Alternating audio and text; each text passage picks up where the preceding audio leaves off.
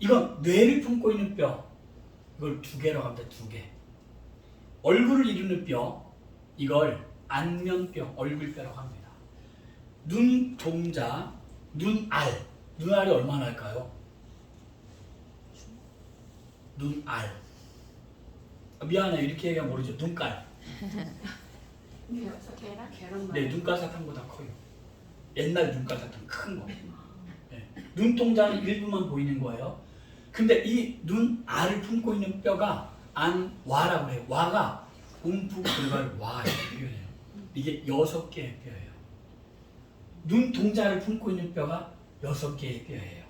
근데 눈동자를 품고 있는 뼈 중에 누선, 누골이라는 뼈가 이 붉은색이 누골이에요. 이 누자가 눈물 누자예요.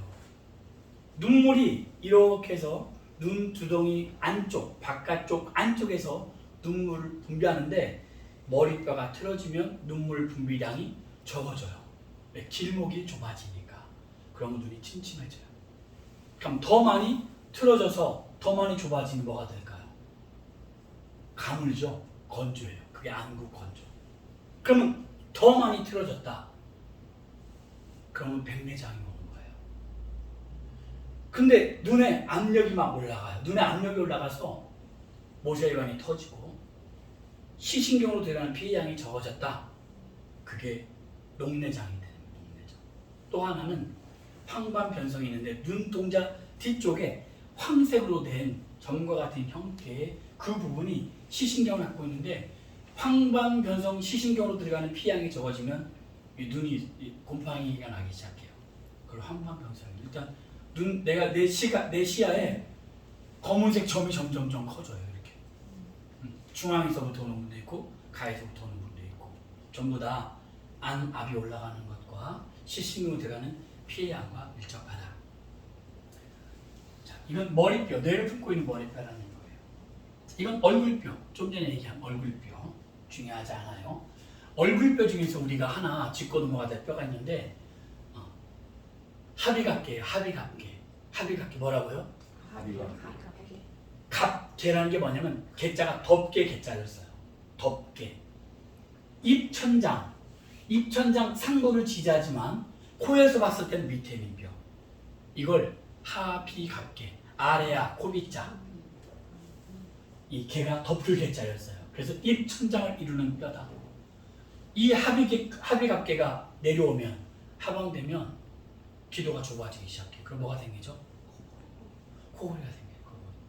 그래서 코골이는 목에서 생기는 게 아니라 입천장뼈의 문제다. 오늘 진도 코골이 같이 할 거예요. 코골이가 있으면 안 되는 이유가 뭘까요? 가장 중요한 거. 어? 옆에 사는 사람이 정말 한국에서는 코골이가 이혼 사유가 됐어요.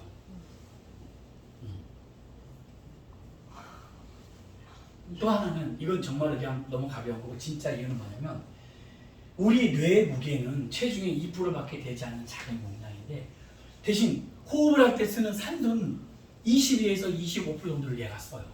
뇌에서. 근데 코로 들어가는 뇌로 들어가는 호흡의 양이 산소 양이 적어지면 뇌의 기능은 그만큼 떨어지겠죠.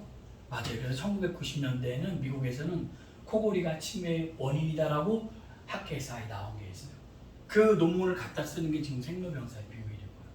그래서 코골이가 있으면 안 되는데 코골이는 이 목 젖을 레이저로 잘라내도 안 돼요. 왜 그럴까요? 또 늘어져요. 그래서 설골하고 좀 이따 나가겠지만 설골하고 합의각계.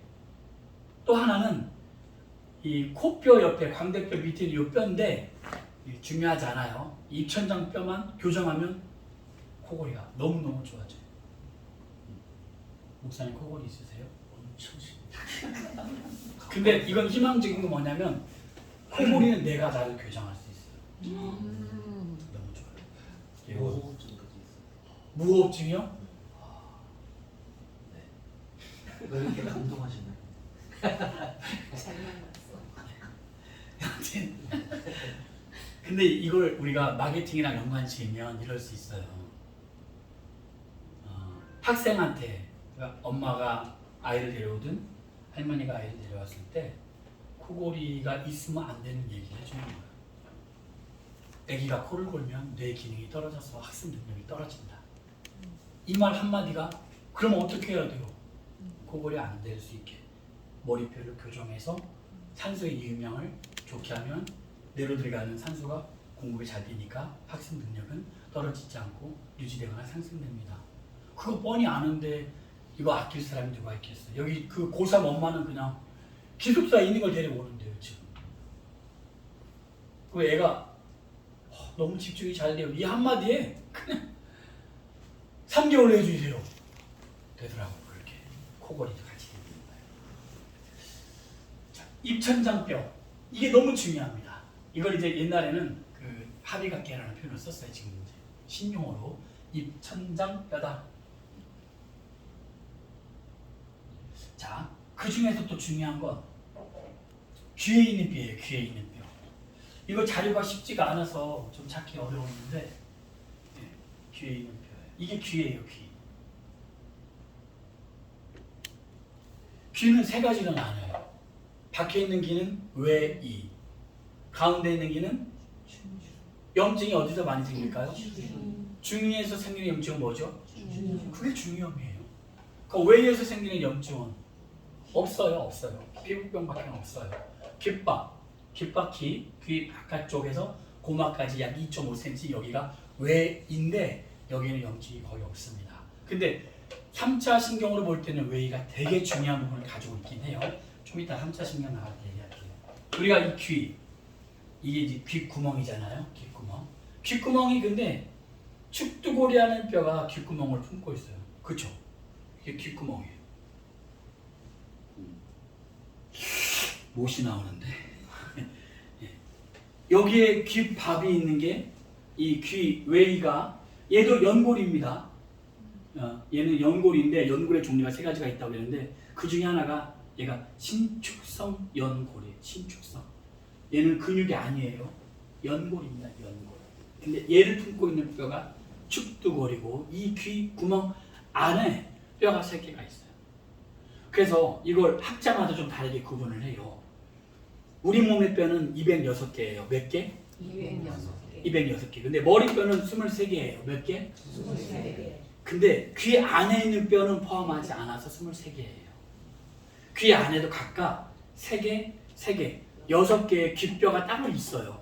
근데 이걸 포함하진 않고 전체적인 뼈에는 포함을 해요. 근데 이 귓뼈가 너무 특이하게 우리나라에서는 추골, 등골, 침골 이렇게 표현을 해요. 자, 이 망치뼈라는 건 침골, 망치에 침을 써요. 그래서 망치 모양을 닮았다. 좀 비슷한가요? 손잡이, 머리.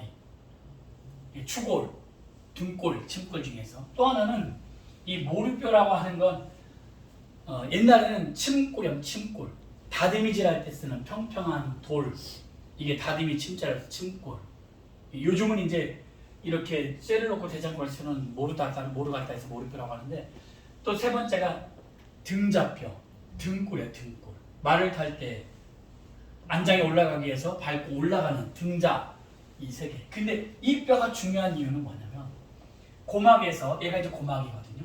고막에서 추골, 등골, 침골로 소리가 갈 때 이 뼈에서 소리를 증폭해줘요. 그래서 와우 전정기가 달팽이 간으로 같이 들어가게 만드는 거예요. 이 뼈에서 두골, 침골, 이 등골. 근데 이 뼈가 만약에 변형이 돼 있으면 소리를 전달하는 기능이 떨어지는 거예요. 이게 뭘까요? 난청. 근데 좀 더 앞에 가서 달팽이관이 문제가 생겼다. 이건 뭘까요? 어지러움증. 그럼 난청과 어지러움증이 같이 왔다. 그걸 뭐라고 할까요? 이걸 메니에라고 하는 거예요. 메니에르. 근데 난청은 추골, 등골, 침골의 문제가 난청이니까 이 귀를 품고 있는 축두골을 교정해서 뼈를 교정할 거고 또 하나는 달팽이관 안으로 들어가는 피의 양. 달팽이관, 이 와우 전정 기관이라고 하는 달팽이관 이걸 다스리는 신경은 뇌에서 나오는 8번째 신경이에요. 8번 신경. 뇌신경에서 8번째 신경이 와우 전정기관을 통제해요. 여기 써있죠, 노란불하고. 근데 신경은 뭐가 들어가면 살아난다? 피. 그래서 3차 신경 하는 거예요. 근데 순서도 축두고를 교정하고 3차 신경을 다시 하는 거예요. 그래서 이명이나 난청이나 어지러움, 같이 오는 매니엘, 심지어는 안구까지도 같이. 그래서 두개골을 먼저 보고 3차 신경을 한다. 순서를 정하면 목욕탕 갔는데 속옷 벗고 겉옷 벗고 당연히 들어가죠. 그럼 네, 겉옷이 두개골, 뼈에 뼈부터 교정해야 돼요. 알았죠? 신경으로 할 때.